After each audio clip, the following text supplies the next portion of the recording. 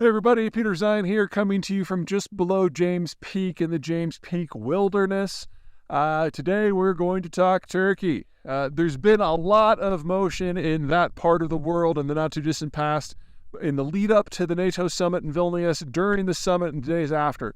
The Turks have changed their positions on a number of significant issues with huge regional implications. So just a quick rundown. The Turks have said that they're going to intervene in grain shipments coming out of Ukraine.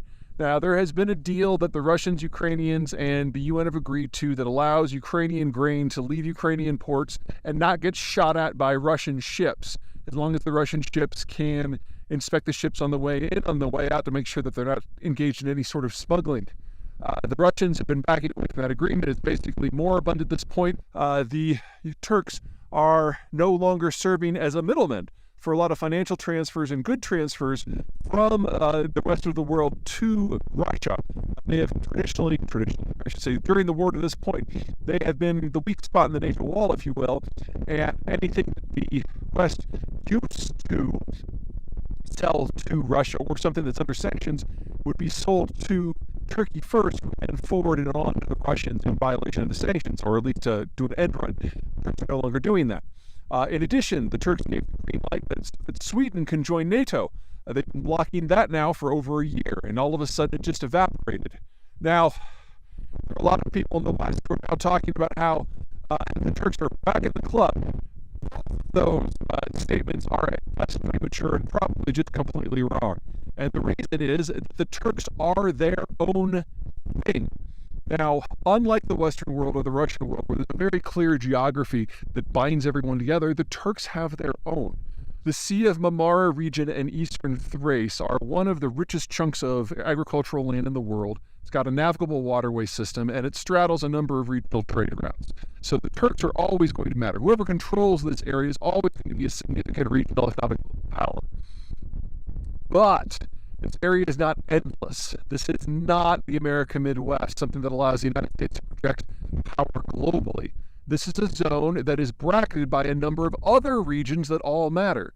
The Aegean, the Caucasus, southern Ukraine and the Crimean Peninsula, the Balkans, Mesopotamia, the Levant. The Turks can project and do project power into all of these regions, but the Sea of Marmara region is not sufficiently powerful to give the Turks the ability to project in all of them. And so Turkish foreign strategic policy has always been about making choices. And that means they have to evaluate their neighborhood on a case-by-case basis, and those evaluations have to be updated from time to time. Well, if you go back to 10, 15 years ago, we had the start of the Syrian civil war, and the Turks were very upset with the entire Western coalition because of the war and what had led to it. The Turks didn't want to see an independent Kurdistan, but the Americans relied upon the Kurds of northern Iraq in order to fight part of the war against Saddam Hussein. And with the Syrian civil war, you had again a Kurdish enclave in northeast Syria that basically existed under Western de facto sponsorship. There were also spats with the Israelis, to a degree backed by the United States and the Europeans.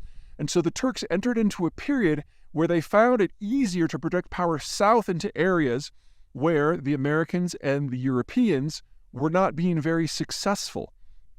In that sort of environment, there was a softness in relation with the Russians, because the Russians were perceived at the time as being a bit on a roll, and so the Turks found it easier to accommodate the Russians rather than to stand against them.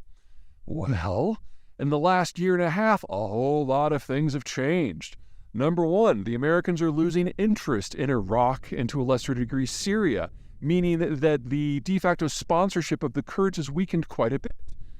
The Russians have shown themselves to be not nearly as impressive as they looked like they were, and with the Ukrainians doing better and better day by day, the Turks are wondering whether or not it's really worth the effort, especially in the face of strong American opposition.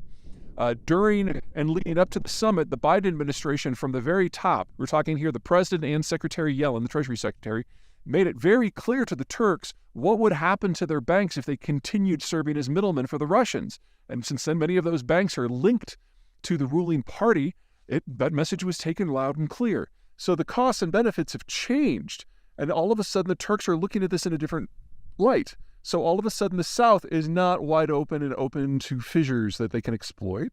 Suddenly relations with the Israelis are a little bit better. Suddenly the Turks are evaluating the Russians from a different point of view and seeing them as perhaps the weak spot in their periphery these days. And so we've seen a lot of changes. And of course, with the summit, everyone was together and everyone could have these conversations in real time. As regards to the United States, negotiations about the transfer of F-16s to Turkey were off the table because there were concerns they were going to be used against the Kurdish minority or against countries that the United States really didn't want the Turks going to war with. All of a sudden, that's back on the docket. The Canadians have restarted negotiations on drone transfers, military technology to help make drones. Now, these are the same drones that the Turks have been transferring to Ukraine over the last year and a half. But the reason the Canadians had an embargo on it is because 2 years ago, the Turks had transferred them to the Azerbaijanis in their war with Armenia. All of a sudden, everyone's getting along again, and we'll probably see some warming in relations between the Europeans and the Turks as well, and a number of issues that deal with the visas and migration and everything else. Anyway, the bottom line of all of this isn't so much that Turkey has flipped. It's that Turkey's evaluation of its neighborhood changes regularly based on the strength, the power, the accession, or the fall of every country in their region. And in the last 2 years, we've had a massive shift in the power balance, and it would be strange to think that the Turks would not adjust accordingly. Now, winners and losers, it all depends upon who you are and what you care about. Obviously, the West broadly is pleased with the direction that the Turks are going right now, and there's reason to believe that this has some legs. But if you're on the other side of the equation, especially if you're in interest of the Russians, all of a sudden this is really scary. So, for example, Armenia, Azerbaijan. The Azerbaijanis are ethnically Turkic. The Turks consider them their ethnic brethren, their friends. The Armenians, on the other hand, are the complete opposite. And now that you've got countries like Canada saying it might be okay for you to use your weapon systems in the Armenia-Azerbaijan conflict, if you were Armenia, that's in many ways the worst of all worlds. Azerbaijan that is coming high off of the last war win, the Turkey that's probably going to start shipping weapons en masse again, and a Russia who has been your security guarantor who all of a sudden is up to its eyeballs in a problem that it can't solve in Ukraine. Things like this are going to be reshaking out across the entire region as the larger geopolitic evolves. Okay, that's it. Take care.